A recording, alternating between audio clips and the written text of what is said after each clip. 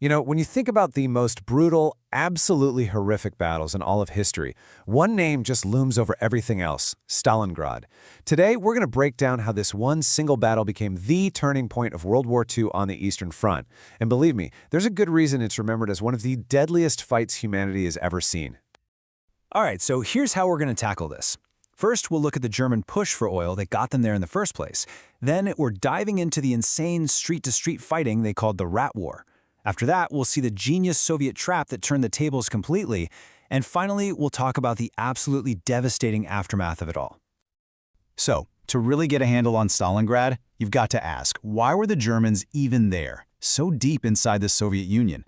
Well, it all boils down to a desperate hunt for one single crucial resource. Okay, so let's set the scene. Hitler double-crosses Stalin, right? He launches this massive invasion, Operation Barbarossa. But his blitzkrieg totally stalls out when it runs headfirst into the legendary Russian winter of '41. So for the summer of 1942, he's got to come up with a whole new game plan. The thing is, the Third Reich was literally running on fumes. Their new plan, Operation Blue, was this huge gamble to push south and grab the massive oil fields in the Caucasus. And look, this oil wasn't just some nice-to-have bonus. It was the lifeblood of the entire German war effort. Without it, the tanks stop, the planes stop, everything stops. All right, so as the Germans are pushing south, this one city starts to become, well, an obsession for Hitler. And it wasn't just about strategy. No, it was all about the name. The city was named after his #1 enemy. You really have to see this from two angles. On the one hand, yeah, Stalingrad was strategically important. It was a big industrial hub on the Volga River, a key transport link. But the other prize, that was all about propaganda. I mean, capturing a city literally named Stalingrad. For Hitler, that was personal. It became this massive obsession. And that obsession, well, it's what would blind him to the military reality on the ground. A truly fatal mistake. So, with the Germans bearing down, what does Stalin do? He issues his infamous Order Number 227. And the command was as simple as it was brutal. Not one step back. Think about that. It basically forbade any retreat. If you fell back, you could be shot. This turned the city into a fortress where, for the Soviet soldiers, surrender just wasn't on the table.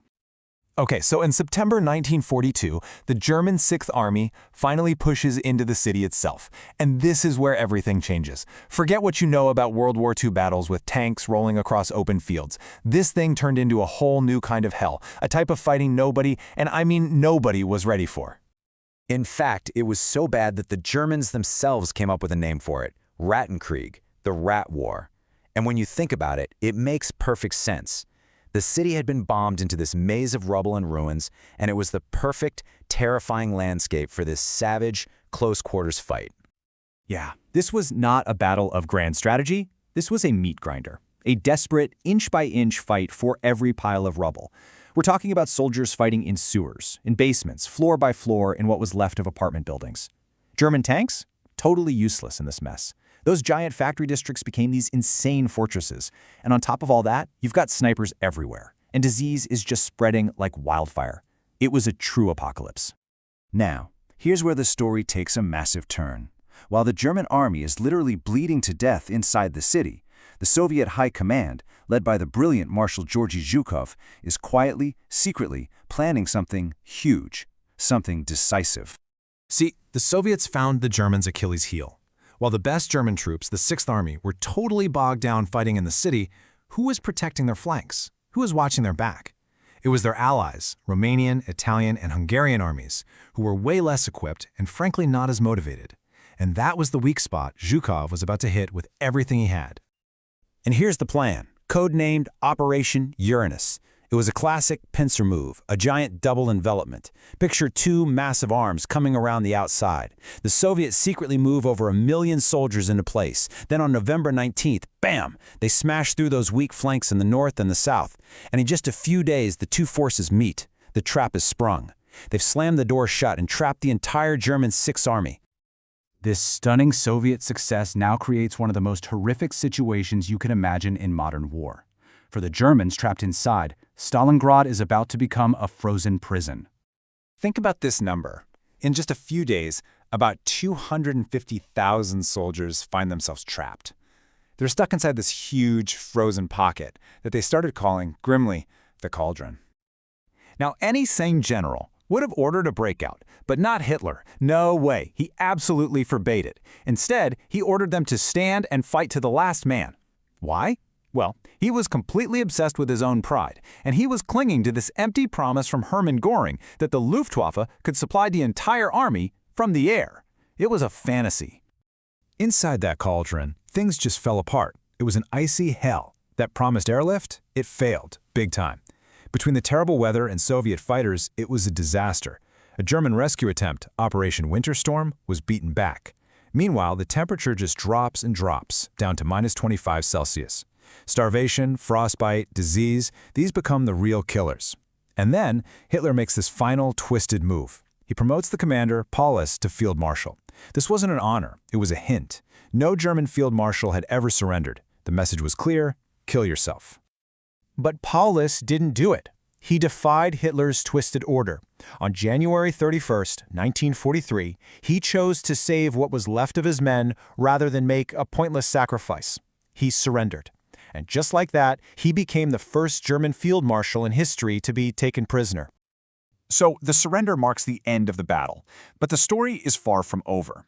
The shockwaves from this single defeat would literally change the entire course of the war. So let's take a look at the staggering aftermath. Just try to wrap your head around this number. The total casualties for this one battle, soldiers on both sides and civilians caught in the middle, is estimated at around 2 million people. That makes it, to this day, the single bloodiest battle in all of human history. You have to understand, this wasn't just a lost battle for Germany. It was a catastrophe they could never recover from. The initiative on the Eastern Front? Gone.